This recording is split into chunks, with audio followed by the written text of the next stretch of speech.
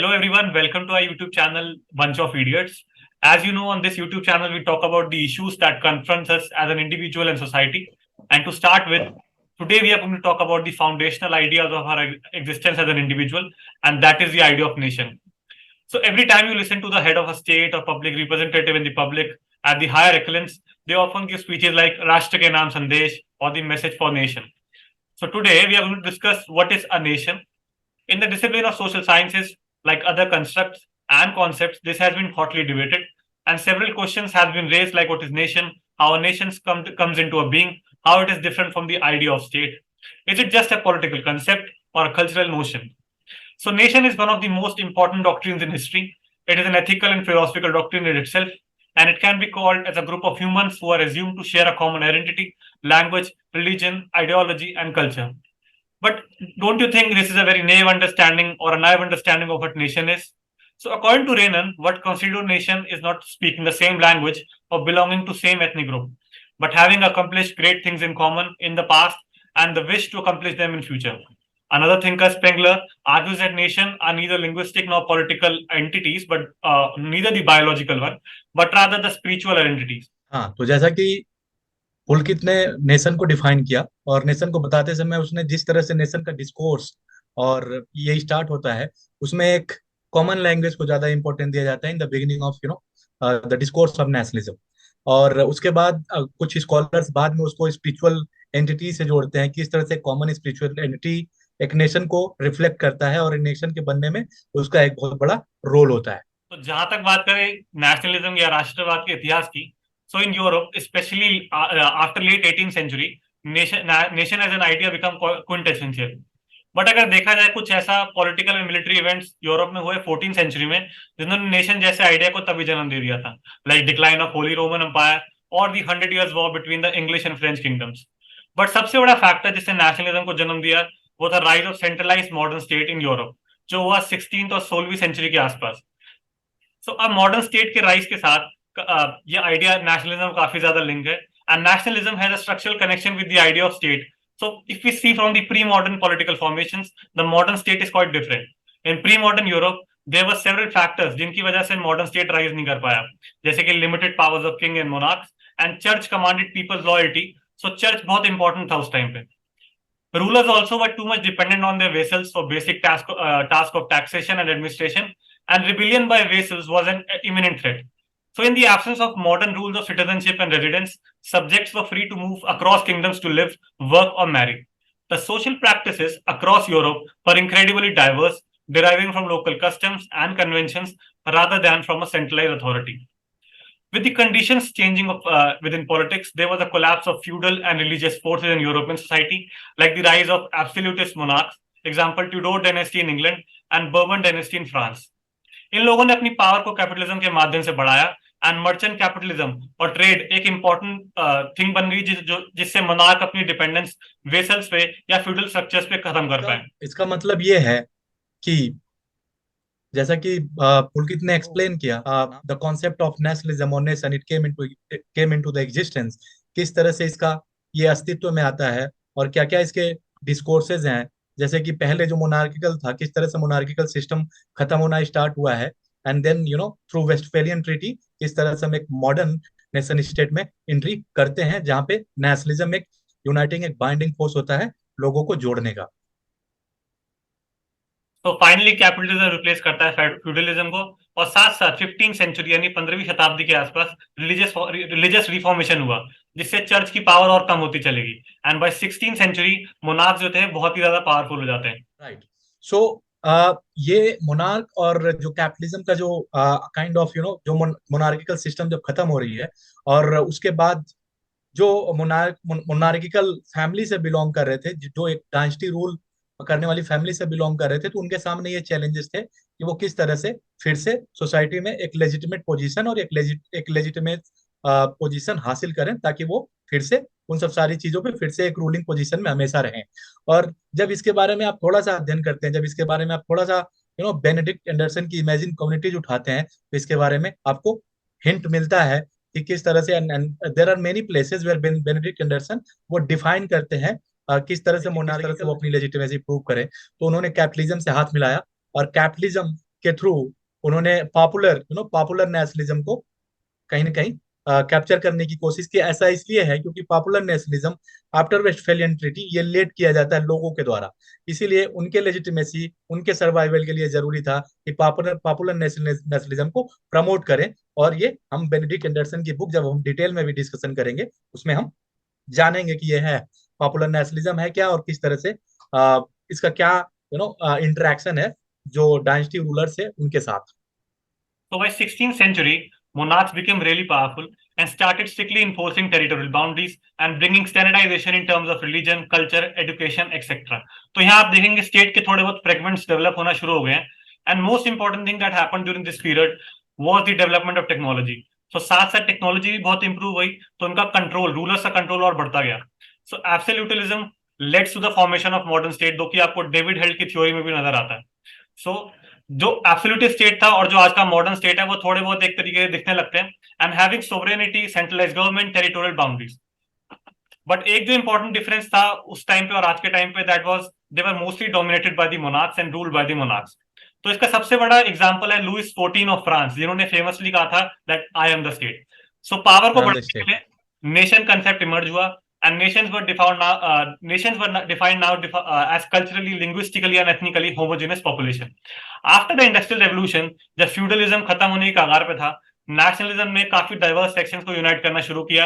And specially जो बुर्जुआ category के लोग थे, एलीट लोग थे, और इन धीरे धीरे हिस्टोरिकल अपीवल्स हुए जिससे ये लोग डोमिनेट करना शुरू हो गए। So nationalism thus arose as a powerful unifying force in modern era. तो इसका कहने का मतलब ये है कि इवन यूरोप, जो आज मॉडर्न यूरोप आप देखते हैं, जहाँ पे आपको एक लैंग्वेज मिलता है और आपको एक नेशनल फ्लैग मिलता है, ये शुरू से ही यूरोप में नहीं था। Even with in Europe, with in a country of Europe, वहाँ पे बहुत सारी languages, regional languages, local languages होती थी। बट जैसे ही कैपिटलिज्म, जैसा कि मित्र ने एक्सप्लेन किया, जैसे कि कैपिटलिज्म इवॉल्व करता है, जैसे कि कैपिटलिज्म डेवलप होता है, ये क्या करता है, ये एक ऐसी पोजीशन, ऐसी सिचुएशन क्रिएट करता है जहाँ पे कॉमन लैंग्वेज हो। और कॉमन लैंग्वेज की जरूरत क्यों पड़ी, क्यों कैपिटलिज्म को कॉमन लैंग्वेज की जरूरत पड़ती है? कैपिटलिज्म को कॉमन लैंग्वेज की जरूरत इसलिए पड़ी 18th एंड 19th सेंचुरी में, बिकॉज जो एक बहुत बड़ा तबका था समाज का, वो लेबर इंडस्ट्री में काम करना चाह रहा था। And that is why they needed to have a common language. And that is why capitalism क्या करता है, सबसे पहले कॉमन लैंग्वेज को एंड कॉमनैलिटीज पाने की कोशिश करता है जिसके थ्रू लोगों को बाइंड कर सके। So, as you saw, many scholars across disciplines have given their different understanding on nation, and one such scholar is, of course, Benedict Anderson, who came out with a seminal work, Imagine Communities, Reflections on the Origin and Spread of Nationalism, which is, of course, a non-fiction work. To understand a concept, it is always important to understand the thinker and his context. So, who was Benedict Anderson? So, after a few years back in Ireland, the Anderson family immigrated to the United States in 1941, and Benedict received schooling in California. Anderson graduated with high honors from the University of Cambridge and was awarded a PhD in government by Cornell University in 1967. If you see his early work, including his doctoral dissertation that focused on Indonesian politics, his major critique of the Suharto regime of Indonesia led him to be barred or banned from entering the country until after the dictator's fall in 1998. And from 1965 until his retirement in 2002, Anderson taught in the Department of Government at Cornell University. हाँ, तो अब आते हैं उनकी किताब पे जो थी imagine communities. In 1983 the publication of imagine communities, reflections on the origin and spread of nationalism, established Anderson reputation as one of the foremost thinker on nationalism. His other books include The Spectre of Comparisons, Nationalism, Southeast Asia and the World, Language and Power, Exploring Political Culture in Indonesia, and Under Three Flags, Anarchism and Anti-Colonial Imagination. So हाँ, now we today, start with what was Anderson's idea of nationalism. Sorry. Right, and today the book which we are going to discuss, that is written by Benedict Anderson, and the book name is Imagine Communities. और बहुत सारी किताबें, जैसा कि मित्र ने बताया, बहुत सारी किताबें बेनेडिक्ट एंडरसन ने लिखी हैं, और हम जैसे जैसे आगे बढ़ते जाएंगे उन किताबों पे भी अपना रिव्यू देंगे। बट आज जिस बुक के बारे में हम डिस्कस करने जा रहे हैं वो 1983 में बेनेडिक्ट एंडरसन के द्वारा लिखी गई इमेजिन कम्युनिटी है। और इसके थ्रू हम ये समझने की कोशिश करेंगे कि एक्चुअल में क्या है ये नेशनलिज्म का डिस्कोर्स, क्या है नेशनलिज्म और क्या है imagine communities, and what motivate Anderson to write this book. कौन सी वो चीज है जो एंडरसन को मोटिवेट करती है इस किताब को लिखने के लिए, जो प्रेरित करती है एंडरसन को इस किताब को लिखने के लिए। तो मैं उस समय का एक थोड़ा सा ब्रीफ कॉन्टेक्स्ट देना चाहूंगा कि एंडरसन को क्यों जरूरत पड़ी इस तरह की किताब लिखने के लिए, और वो क्या अपने समय में क्या देख रहे थे, क्या क्या डेवलपमेंट हो रहे थे जिसकी वजह से उन्हें ये बुक लिख के वो सारी चीजें इंक्लूड करनी पड़ी। क्योंकि जैसा कि आपको पता होगा, जब जब भी कोई किताब लिखी जाती है, ठीक है, स्पेशली इन अकेडमिक, तो कहीं ना कहीं वो अपने कॉन्टेक्स्ट, अपने समाज का एक एक घोतक होता है, अपने समाज के का एक दर्शन होता है, अपने समाज के बारे में बता रहा होता है। इसलिए इस किताब को समझने से पहले हम ये समझेंगे कि उस समय चल क्या रहा होता है ग्लोबल पॉलिटिक्स में। तो लेट 1970 में वियतनाम, कंबोडिया और चाइना, इन सारी कंट्रीज में रिवोल्यूशन होता है। वियतनाम कंबोडिया पे अटैक करता है, क्योंकि ये तीनों कंट्रीज कहीं ना कहीं मार्क्सिस्ट इंस्पायर्ड रिवोल्यूशन हो रहे थे, या फिर मार्क्सिज्म से इनका एक बहुत बड़ा यू नो मार्क्सिज्म का इन पे बहुत बड़ा इन्फ्लुएंस था। बट इंटरेस्टिंग बात ये है कि इन सबके बावजूद ये एक दूसरे से लड़ रहे थे, ना कि कोई इनका कॉमन इनेमी हो। Rather than having common enemies, ये अपने आप से ही लड़ रहे थे। ये मार्क्सिस्ट कंट्रीज थे। बेनेडिक्स ये देख के शॉक्ड हो जाते हैं, वो थोड़ा सा आइडेंटिफाई करते हैं इसका रीजन क्या है कि ये मार्क्सिस्ट कंट्री होते हुए भी एक दूसरे से फाइट कर रहे थे, एक दूसरे से इनका कॉन्फ्लिक्ट हो रहा है। तो ये बोल रहे हैं कि क्योंकि जो सोशलिज्म, जिस सोशलिज्म की बात मार्क्स करता है, वो स्टेटलेस एंड क्लासलेस सोशलिज्म की बात करता है, जहां पे ना स्टेट होगा ना बाउंड्रीज होंगी। काइंड ऑफ आप उनकी फिलोसफी में एक इंटरनेशनलिज्म का एक एक एलिमेंट देखेंगे कि मार्क्स इंटरनेशनलिज्म को प्रमोट करते हैं रेदर देन नेशनलिज्म को, क्योंकि वो मॉडर्न नेशन स्टेट के पूरे फॉर्मेशन पे ही सवाल उठा देते हैं मार्क्स। उसके बारे में हम कभी किसी और दिन डिस्कस करेंगे। तो ये वो बेनेडिक्ट एंडरसन ये बोलते हैं कि एक flawed way of Marxism it is being followed by this countries, Vietnam, Cambodia and China. ये एक फ्लॉड आइडिया है जो ये फॉलो कर रहे हैं। एक्चुअल में ये मार्क्सिज्म को उस तरह से या फिर मार्क्सिज्म को वो फॉलो नहीं कर रहे हैं। एंड दैट इज वाई ये तो फिर ये ट्रेस आउट करते हैं कि ये रीजन ये है, एक दूसरे से इसलिए लड़ रहे हैं, एक दूसरे से इनके बीच में इसलिए कॉन्फ्लिक्ट है, बिकॉज बिकॉज ऑफ नेशनलिज्म। वो नेशनलिज्म ही है जो इनको अपने अपने बारे में सोचने के लिए मजबूर कर रहा है, अपनी टेरिटरी के बारे में सोचने के लिए मजबूर कर रहा है, अपने लोगों के बारे में सोचने के लिए मजबूर कर रहा है। एंड दैट इज वाई दे वो क्या कर रहे हैं, वो साइडलाइन कर दे रहा है मार्क्सिज्म को। और नेशनलिज्म यहाँ पे एक इंपॉर्टेंट एंड एक बाइंडिंग फोर्स और एक स्ट्रॉन्ग फोर्स बन के इन कंट्रीज में आ रहा है। And that is why Anderson ने ये किताब लिखी है बताने के लिए कि नेशनलिज्म का डिस्कोर्स इतना स्ट्रॉन्ग क्यों है, कैसे है। ठीक। तो फिलहाल हमने जाना कि नेशन क्या है एंडरसन के हिसाब से, या वो कैसे इवॉल्व हुआ। बट अगला सवाल ये है कि इमेजिन कम्युनिटी से उनका तात्पर्य क्या है, what he actually meant by imagine communities. तो जानते हैं उसका जवाब। Right. Imagine community according to Anderson एक ऐसा टर्म है, आज आप इमेजिन कम्युनिटीज को जब आप सोशल साइंस बैकग्राउंड से बिलोंग करेंगे, या अगर करते होंगे, तो आप ये जानते होंगे कि ये जो टर्म है बहुतायत मात्रा में आज के एकेडमिक फील्ड में यूज होता है। हर टर्म में आप इमेजिन कम्युनिटीज, इवन आप अगर कुछ रीडिंग्स पढ़े होंगे जैसे रजनी कोठारी का, या फिर काल्पनिक समुदाय करके एक रीडिंग थी जो हमने पढ़ी थी। सो कई सारी जगहों पे आप कई बुक्स में इमेजिन कम्युनिटीज के आइडियाज आपको मिलते हैं। तो पहले हम ये समझेंगे कि जो वेरियस डिसिप्लिन में यूज होने वाला term imagine community, whether it is field of sociology, history या फिर पॉलिटिकल साइंस, ये यूज यूज इतने बहुतायत मात्रा में क्यों हो रहा है, और इमेजिन कम्युनिटी है क्या।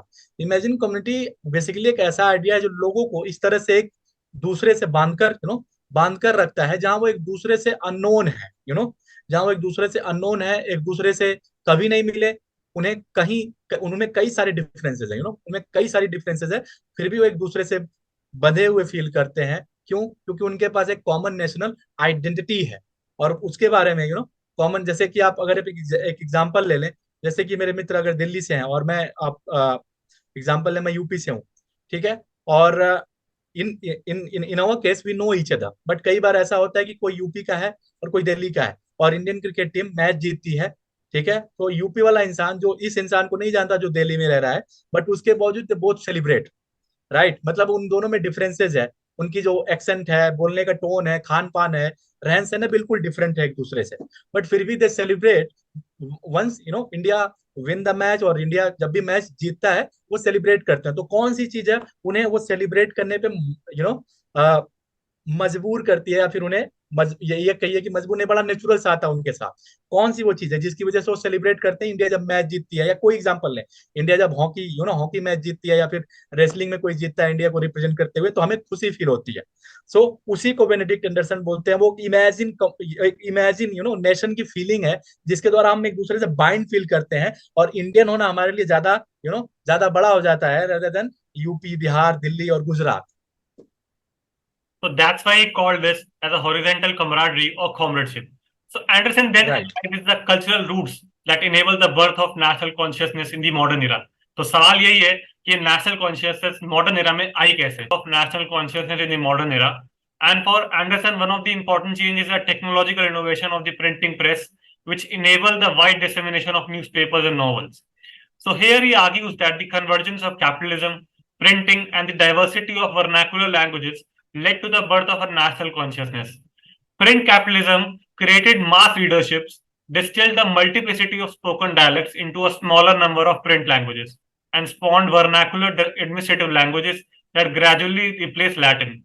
The effect of these changes was to unify language communities and foster a sense of simultaneity among their members, and to bring a sort of uniformity among all the diverse members. गलत होगा। सो वो languages के through बताते हैं कि किस तरह से लैंग्वेज, कल्चर और रिलीजन एक्चुअली ये बहुत बड़ा रोल प्ले करते हैं नेशनलिज्म को पूरा सेव करने में, लोगों के बीच में किस तरह से लोगों के बीच में नेशनलिज्म पहुंचता है। तो पहले जो लैंग्वेज का कॉन्सेप्ट था वो सेक्रेड लैंग्वेज का कॉन्सेप्ट हुआ करता था। सेक्रेड लैंग्वेज का मतलब ये है कि पहले हम हमेशा से लैंग्वेज को, जैसे हमारे एग्जाम्पल ने संस्कृत को हम हमेशा से यू नो एक रिलीजन से जोड़ के, खास रिलीजन से जोड़ के देखते हैं। ऐसे ही क्या हुआ कि स्टार्टिंग में सेक्रेड लैंग्वेज का कॉन्सेप्ट था, और वो लैंग्वेज को, उस लैंग्वेज पे ज्यादातर जिन लोगों का आधिपत्य होता था, या फिर जो लोग ज्यादातर जानकार होते थे, वो एक इलीट क्लास था। मतलब वो लैंग्वेज वो जनमानस की लैंग्वेज नहीं हुआ करती थी। सो प्रिंटिंग प्रेस और जैसा कि मेरे मित्र ने बताया, प्रिंटिंग प्रेस और मॉडर्न कैपिटलिस्ट डेवलपमेंट के बाद जो लैंग्वेज है, वो लैंग्वेज को कहीं ना कहीं जनमानस तक जनमानस का लैंग्वेज बना दिया गया, और ऑलमोस्ट लैंग्वेज, एक तरह की लैंग्वेज क्रिएट करने की कोशिश की गई। बेनेडिक्ट एंडरसन तीन चीज बताते हैं जिसने नेशन के आइडिया को कंक्रेटाइज करने में एक बहुत बड़ा रोल प्ले किया है। पहला है, वो एक्ट ऑफ मैपिंग की बात करते हैं। मैपिंग के बारे में आप लोगों को पता होगा कि किस तरह से कॉलोनियल रूलर्स, उन्होंने क्या किया कि पूरी दुनिया पे, पूरी दुनिया को उनका जो मैप है आज हम यूज करते हैं, जो उन्होंने जिस तरह से मैपिंग कर दी, उसी को हम स्टैंडर्ड वे ऑफ मैपिंग भी मानते हैं। तो मैपिंग क्यों की जाती है किसी भी कंट्री की? मैपिंग इसलिए की जाती है ताकि उन्हें पता रहे कि टेरिटरी कहाँ तक है, और जब ये पता होगा तो क्या करेंगे, वो इजिली रूल कर सकते हैं, और आप इजिली एक्सप्लॉइट किए जा सकते हैं उनके द्वारा। And that is why act of mapping ये ज्यादा इंपॉर्टेंट था। और बेनेडिक्ट एंडरसन इसको यूरोप के कॉन्टेक्स्ट में देखते हैं, और ये यूरोपियन, ज्यादातर यूरोपियन कंट्रीज इन्होंने ऐसा किया जब जब थर्ड वर्ल्ड कंट्रीज में ये एक कॉलोनियल पावर्स के तौर पे गई। दूसरा, ये परफॉर्मिंग सेंसस की बात करते हैं, कि किस तरह से थ्रू सेंसिंग अपनी लेजिटिमेसी प्रूव करती रही कॉलोनियल रूलर्स। और म्यूजियम्स, नेशनलिज्म के लिए म्यूजियम क्यों इतना इंपॉर्टेंट है, कई बार ये सवाल हमारे जहन में आता है। तो नेशनलिज्म के लिए ये तीनों चीजें अलग अलग होते हुए भी, जब भी नेशनलिज्म का डिस्कोर्स होता है, ये तीनों एक साथ काम करती हैं अकॉर्डिंग टू बेनेडिक्ट एंडरसन। इन तीनों चीजों के बिना नेशनलिज्म का डिस्कोर्स अधूरा है। इसलिए ये तीनों सेव करती हैं आपके पूरे के पूरे लाइक कल्चर को, और पूरे के पूरे, कई बार ऐसा होता है, रिप्लेस करती हैं। जैसे मान लीजिए ब्रिटेन इंडिया पे रूल किया, तो उसने क्या पकड़ा, उसने एजुकेशन सिस्टम आपका पकड़ लिया, मैकाले सिस्टम का आपने नाम सुना होगा, मैकाले सिस्टम। और उन्होंने क्या किया, अंग्रेजी लैंग्वेज को इतना कॉमन बना दिया, इतना कॉमन बना दिया। और आज के समय में आप अंग्रेजी लैंग्वेज को देख सकते हैं किस तरह से हमारा स्टेटस डिफाइन कर रही है। और जो ज्यादा अंग्रेजी बोलता है, हम उसे ज्यादातर इंटेलेक्चुअल समझने की भूल कई बार कर जाते हैं, अगर कोई अच्छी अंग्रेजी। तो सवाल ये है कि कभी कभी राष्ट्रवाद के नशे में हम लोग एक दूसरे को मारने या मरने के लिए भी तैयार हो जाते हैं, और इसका जवाब बेनेडिक्ट एंडरसन के पास भी था। तो जानते हैं वो जवाब। करेक्ट। सो एंडरसन अपनी किताब में ये जिक्र करते हैं। और सबसे अच्छी बात यह है कि हम यहाँ पे चैप्टर वाइज चैप्टर डिस्कशन नहीं करेंगे, अदरवाइज ये वीडियो बहुत बड़ी होगी, और उनके चैप्टर पे बहुत बड़े बड़े चैप्टर्स हैं। और इसीलिए हम इसे ब्रीफ में डिस्कशन कर रहे हैं, ताकि आपको एक ट्रक्स मिल जाएगी बेनेडिक्ट एंडरसन की बुक इमेजिन कम्युनिटीज में है क्या।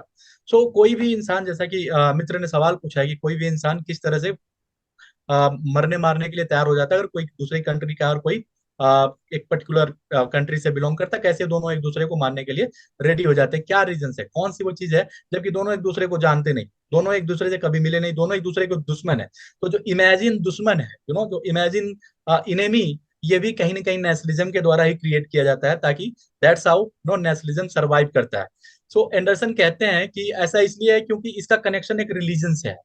वो इस रिलीजन को रिलीजन को इसलिए बोलते हैं क्योंकि बोलते हैं इसमें रिलीजन का एक इम्पोर्टेंस इसलिए है क्योंकि कई बार अगर इंसान को ये ना पता हो वो क्यों मर रहा है, अगर इंसान को ये नहीं पता हो वो किस लिए मर रहा है, किसके लिए मर रहा है, और उसको मरने के बाद क्या होगा, तो फिर क्यों वो जान देगा, राइट। तो एंडरसन यहाँ पे रिलीजन लाते हैं और ये बताते हैं कि रिलीजन एक्चुअल में वर्चुअस लाइफ का कॉन्सेप्ट देता है, और रिलीजन क्या करता है कि अगर आप इस चीज ऐसा करेंगे तो ये चीज आपके लिए बेहतर होगी, ऐसा करेंगे तो ये चीज आपके लिए बेहतर होगी, and that is why religion को जोड़ा जाता है नेशन से कई बार। एंडरसन ये बोलते हैं। और इसीलिए कोई भी अपने नेशन के लिए, ठीक है, और वो रिलीजन और वो कल्चर, वो लैंग्वेज जो हमने पहले डिस्कस किया, वो एक मोहब्बत, एक लव क्रिएट करता है अपने देश के लिए, ठीक है। और रिजल्ट ये होता है कि कई बार हम उसे प्रोटेक्ट करने के लिए हम किसी को मरने मारने के लिए रेडी हो जाते हैं। I understand differentiate between popular nationalism and official nationalism. So what is the difference between these two? हाँ, उनकी किताब में आप कई जगहों पे official nationalism and popular nationalism के बारे में पाएंगे जब आप पढ़ेंगे उस किताब को। तो ऑफिशियल नेशनलिज्म जो बेनेडिक्ट एंडरसन के लिए है वो ये है कि जहाँ पे इलीट जो है वो रूल कर रहा है सोसाइटी को, इलीट रूल सोसाइटी, जहाँ पे वो ऑफिशियल नेशनलिज्म मतलब सब उसका पर्सनल है, वो जो चाहता है वो करता है। बट जो पॉपुलर नेशनलिज्म है, पॉपुलर नेशनलिज्म लोगों के द्वारा लीड किया जाता है, जहाँ पे लोग एक्चुअल में उसे पॉपुलराइज करते हैं उस आइडिया को, जिसके द्वारा एक दूसरे से बंधे होते हैं। नेशनलिज्म एक आइडिया है, राइट। नेशन एक आइडिया जो हमें एक दूसरे से बांध के रखता है। तो वो ये बोलते हैं कि वो अपने आप को सरवाइव करने के लिए क्या करते हैं, कई बार जो इलीट हैं वो पॉपुलर नेशनलिज्म के आइडिया को चुरा लेते हैं, और इसे एंडरसन क्या बोलते हैं, इट्स काइंड ऑफ पायरेसी। इसे एंडरसन पायरेसी बोलते हैं।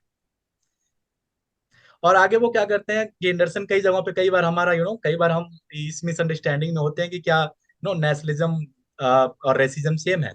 क्योंकि जब आप जब मॉडर्न यूरोप का पूरा जब इतिहास देखते हैं तो कई बार आपको ये पता चलता है कि नेशनलिज्म ने एक्चुअल में कई बार तबाही भी बहुत ज्यादा मचाई है दुनिया भर में। जो लोगों ने नेशनलिज्म के सहारे और नेशनलिज्म का एक मुखौटा हथिया के कई बार किलिंग्स, जेनोसाइड को भी का रूप दिया है।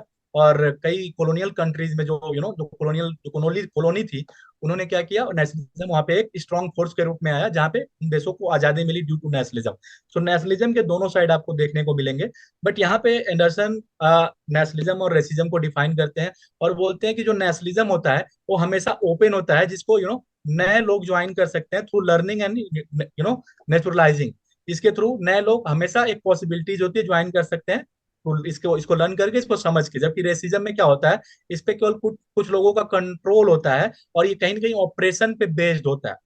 इस तरह से एंडरसन क्या करते हैं, उसको डिफाइन करते हैं, बोलते हैं कि जो रेसिज्म होता है ड्रीम ऑफ इटर्नल कॉन्टेमिनेशन का एक रेसिज्म को इस तरह से वो डिफाइन कर रहे होते हैं। और वो लास्ट में कंक्लूड ये कहते हैं कि कंक्लूड करते हुए कहते हैं कि नेशनलिज्म जो है, नेशनलिज्म डज नॉट कॉज और लीड टू रेसिज्म। मतलब नेशनलिज्म जरूरी नहीं है कि वो रेसिज्म में जाए, no, although racism can be expressed in nationalistic languages.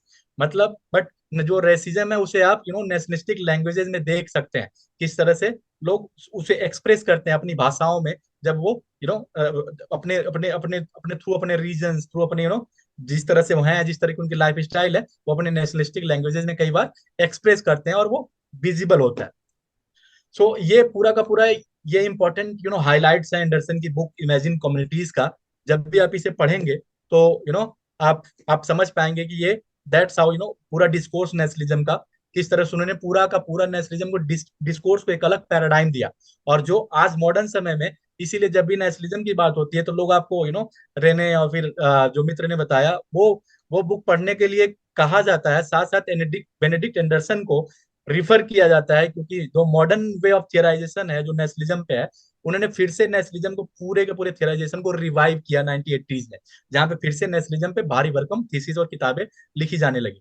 तो बट एट द एंड मैं ये कहना चाहूंगा कि क्रिटिक क्या हो सकता है, राइट। क्रिटिक जरूरी होता है किसी भी बुक को पढ़ते समय, ये ध्यान रखें कि एक्चुअल में क्या जो बुक लिख रहा है वो सही है, या फिर अभी भी कुछ ऐसे फ्लॉड आइडिया उस बुक के हो सकते हैं जो जो क्रिटिसाइज किए जा सकते हैं। So there have been some limitations in Benedict Anderson idea, and it has been famously pointed out by one of the renowned scholar Partha Chatterjee. And I would like to ask you if you can throw some light on that. Right, Partha Chatterjee actually he did not agree with the Anderson idea of imagine communities, और ऐसा इसलिए उन्होंने एक article लिखा था कुछ समय पहले, हुज इमेजिन कम्युनिटीज, मतलब किसकी इमेजिन कम्युनिटीज की बात कर रहे हैं। तो पार्थ चटर्जी क्लेम दैट जो एंडरसन का कॉन्सेप्ट है इमेजिन कम्युनिटीज का, ये किसी वॉक्यूम में एग्जिस्ट नहीं करता, because he himself admitted that कि वो हिस्टोरिकल एंड कल्चरल प्रोडक्ट है नेशनलिज्म, राइट। अगर ये कल्चरल और हिस्टोरिकल प्रोडक्ट है तो ये सबके लिए सेम होगा, ये बेनेडिक्ट एंडरसन कैसे कह सकते हैं, राइट। सबके लिए हिस्ट्री एंड कल्चर सेम होगा तो इमेजिन कम्युनिटी ही होगी, ये कैसे कह सकते हैं सबके लिए। ये इस तरह से पार्था चटर्जी क्या करते हैं कि जो एंडरसन यूनिवर्सलाइज करने की कोशिश करते हैं idea of imagine community for every country, ये थोड़ा सा उनको ठीक नहीं लगता। और आगे वो ये भी बोलते हैं, but even in those country जो मार्क्सिस्ट रिवोल्यूशन जहाँ पे कभी लाइक कभी प्रैक्टिस नहीं हुआ, कभी was never really practice and practicize. So वो अगर एक प्लॉट कॉन्सेप्ट है और उसको हम फिर भी हम ब्लेम करते हैं मार्क्सिज्म को, देन हम ये क्यों ना ब्लेम करें कि जो नेशनलिज्म है उसी का एक खराब रूप है रेसिज्म। अगर अगर मार्क्सिज्म का एक ब्लर एंड एक खराब रूप माओइज्म एंड स्टैलिनिज्म है, जिसे हम कहते हैं कि वो मार्क्सिस्ट रिवोल्यूशंस हैं, तो फिर हम जहाँ पे भी नेशनलिज्म को एक टूल बना के लोगों का एक्सप्लॉइटेशन हुआ, तो हम कहीं ना कहीं नेशनलिज्म को ही एक to some extent we will blame कि रेसिज्म की उत्पत्ति में भी नेशनलिज्म का एक बड़ा हाथ रहा है। ये दो क्रिटिसिज्म है, ठीक है। और ये दो क्रिटिसिज्म काफी रिलेवेंट है, और आपको लगेगा भी कि किसकी इमेजिन कम्युनिटी हम बात कर रहे हैं, ये यूरोप की इमेजिन कम्युनिटी है, इंडिया की है, या फिर अफ्रीका की।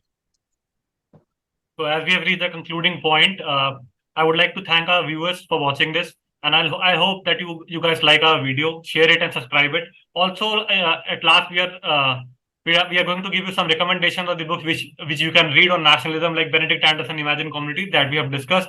Then Ernest Gellner's Nation and Nationalism, and of course Stephen Kemper's The Presence of the Past chronicles politics and culture in Sinhala life, and of course Eric Hobsbawm's most important book, Some Reflections on Nationalism, Imagination, and Precision.